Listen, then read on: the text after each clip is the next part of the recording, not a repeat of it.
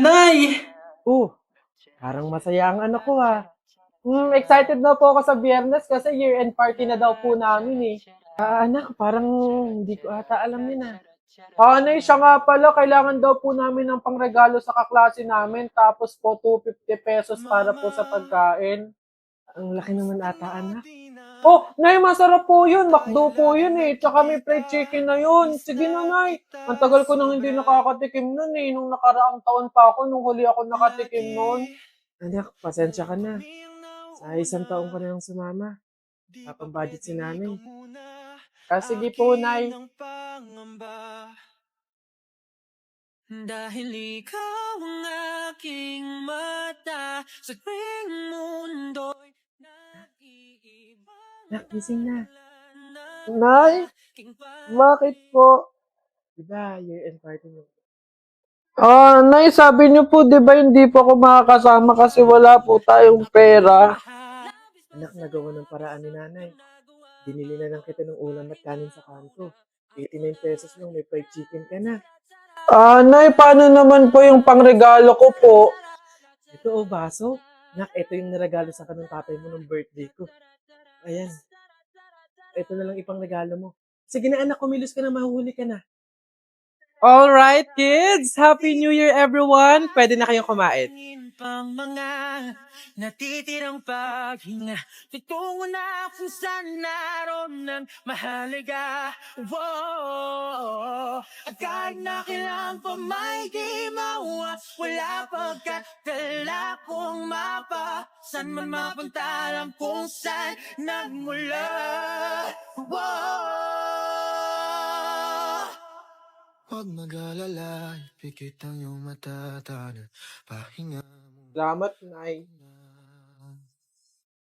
Huwag mag-alala, ipikit ang iyong mata, tana, pahinga muna, ako nang bahala, mas masalabis ang iyong nagawa, pahinga muna, ako na.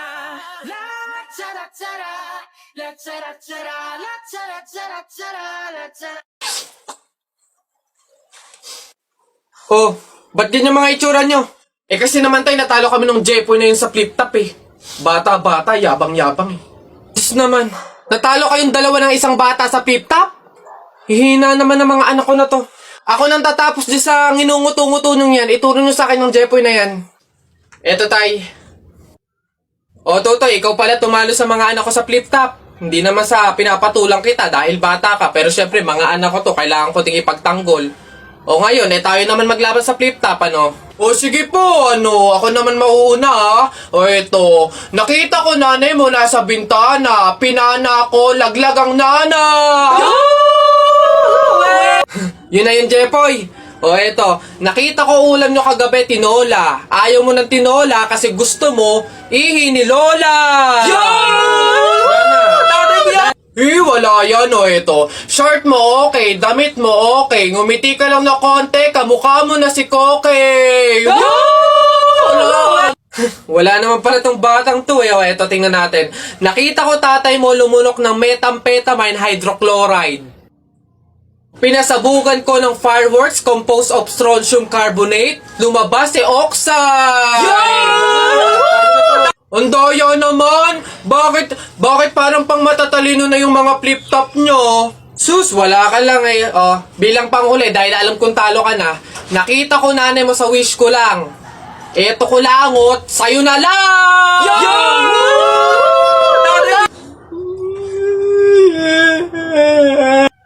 Talo! Uy, pre! Oh, ano na naman? Eto na nga pre, ikikwento ko. Naniniwala ka ba sa mga pamahiin? Ba hindi ako papaloko sa mga ganyan, mga pang-uto-uto lang yung mga pamahiin na yan. Ay nako pre, ngayon, kailangan mo nang maniwala. Bakit naman? Anong mangyayari kung hindi ako sumunod sa pamahiin na yan? Ay nako pre, hindi mo na iitanong. Nung hindi ako sumunod dun sa pamahiin na yun, may nangyari sa aking masama. Ay ano yun? Ano nangyari? Hindi ko kasi sinunod yung pamahiin na kapag nakabasag ka ng pinggan, wag na wag kang lilingon kasi tsak na may mangyayari sa yung masama. Na-experience ko, may nangyari talaga sa akin. Bawal lang talaga sabihin eh. Kaya, mas mabuting sundin mo na lang. Ayan, Daya naman, ba't hindi pwedeng sabihin? Pero sige, ano yung pamahiin? Pag nakabasag ako ng pinggan, huwag akong titingin sa likod kasi may mangyayari sa akin masama. Sige, noted. Susundin ko yung pamahiin na yan. Nay, anong ulam? Ay, nabasag ko yung pinggan. Huwag titingin sa likod, pamahiin yun. Masama yun, may mangyayari sa'yong masama. Huwag kang titingin. Teka lang. Paano kung inuuto lang ako nun? Paano kung hindi naman totoo yung mga pamahiin na yan? Diyos ko po, hindi ako papaniwala sa mga ganyan. Ay! Sorry po! Ikaw na bata ka, humanda ka talaga sa akin. Kasal ko pa yan, tapos binasag mo lang? Ha? Pasok! Garote talaga yung aabutin mo sa akin! Pasok! Magtanda ka yung bata ka. Kaya pala bawal lumingon. May mangyayaring ang masama. Maglalayas ako, sakit-sakit ang palo nyo.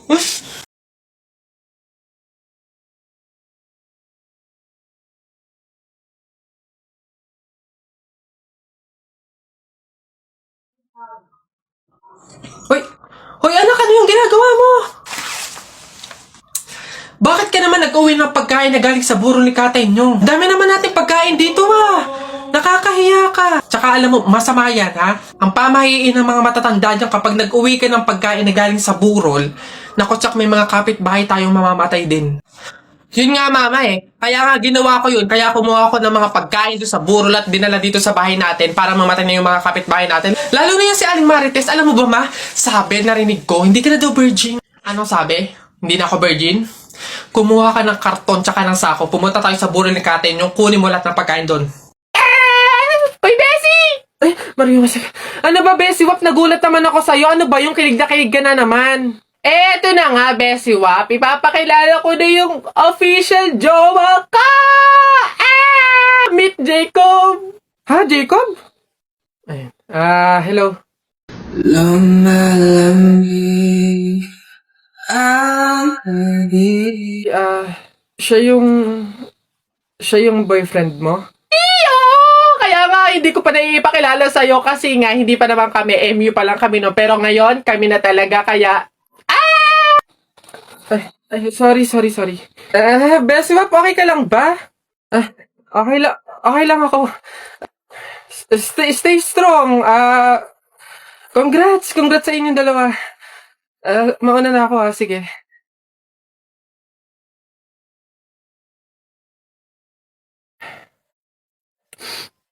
Wait lang, teka lang. Anong paki ko? Di magsama kayo, bakit ako magsiselos ang papangit ninyo? Bakit ako magiging malungkot? Madami naman akong solusyon para maging masaya at kalimutan ka, ha? Ngayon, gagamit na lang ako ng Dreamit kasi dito pwede ka makipag-chat kahit kanino. Di magkakaroon ako ng madaming kaibigan, dito ko pa mahahanap yung true love ko, tapos magkakapera pa ako. Alam niyo kung bakit? Kasi sa mga gift na matatanggap ko dito, pwede kong i-convert into cash. Kaya dito na lang ako kaysa sa inyo. Ang papangit ninyo. Diyan na. Wait lang. Kung magbe-break kayo, sana nga mag-break kayo. Gawin nyo na lang din yung gagawin ko. Gumamit na lang kayo ng Dreamit. Pumunta kayo sa TikTok account ni Kenkoy. Tapos click nyo yung link doon. Yun lang. Bye. Tao po. Ay! Tao po. Ano ba yan, Nay? Nakakatakot naman yung mga tahol na aso. Oo nga, anak, Diyos ko. Alam mo ba, pamahiin yan? Kapag daw tumatahol yung aso sa gabi, may kapitbahay daw na mamamatay. Diyos ko, sana naman si Marites. Puro na chismis yun Tao po! Doon kayo!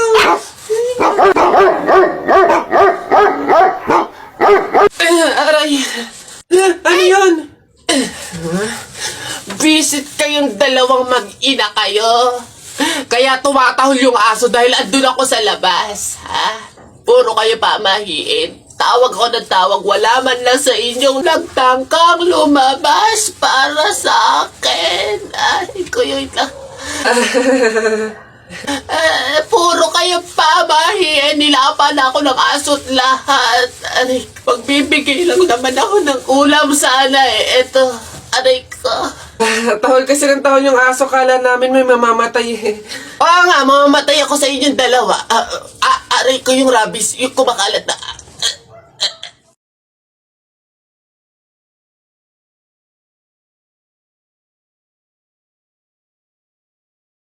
Oh, Hoy anak! Ano yung ginagawa mo? Bakit ka dyan kumakain sa dilim, ha? Alam mo, bawal yan, pamahiin yan. Hindi ka daw pwedeng kumain ng pagkain sa dilim. Mabubulag ka daw. Eh, paano naman na hindi ako magtatago dito sa dilim para kumain? Eh, yung mga kapitbahay natin, wala nang ginawa na, kundi humingi na lang ng humingi. Oh, wala na nga rin tayo makain sa kakahingi nila, eh. Naku Mare, pasensya ka na. May dumating kasing biglang bisita sa amin. Nakakahiya't wala akong maipakain. Wala pa din naman yung mister ko. At saka hindi pa nun sahod. Baka naman meron ka dyan kahit anong pagkain na pwede maipamerienda. Sige na, nakakahiya naman kasi.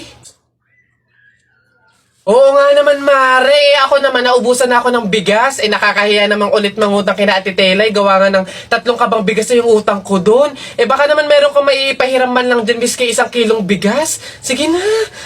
Tsaka nga pala, yung ipapaulam ko sa mga anak ko, itlog na nilaga lang. Nakakaawa naman yung mga bata. Baka naman pwedeng pakidagdagan, miski fried chicken.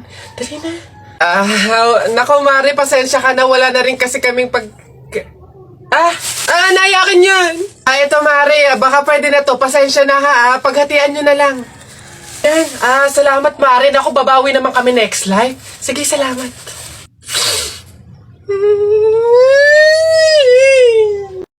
Hala, Nay! Kalabaw. Bakit? Nay, napunit yung damit ko, sumabit dun sa pako. Ganitong damit pa naman yung kailangan namin suotin sa party bukas. Paano na yan? Di tahiin mo na lang. Bawal yun, hindi pwede. Pamahiin na bawal magtahi ng gabi at malas daw yun sa pamilya. Halay, anong gagawin ko? Pamahiin pa kasi. Anak, suotin mo na. Kaysa naman sumuway tayo sa pamahiin, may mangyari pang masama. Suotin mo na, wala na tayong magagawa dyan.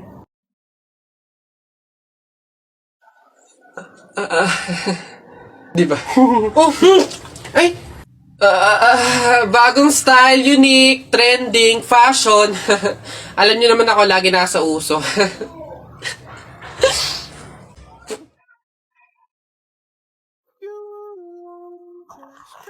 Anak, ginagawa mo? Wala po to. Kumukuha lang po ako ng pambaon. Ang dami naman yan. Mauubos mo ba lahat yan? Opo, Nay. Malakas kasi akong kumain ngayon eh. Di ba? Papataba, ganun, healthy. Naipasok na po ako.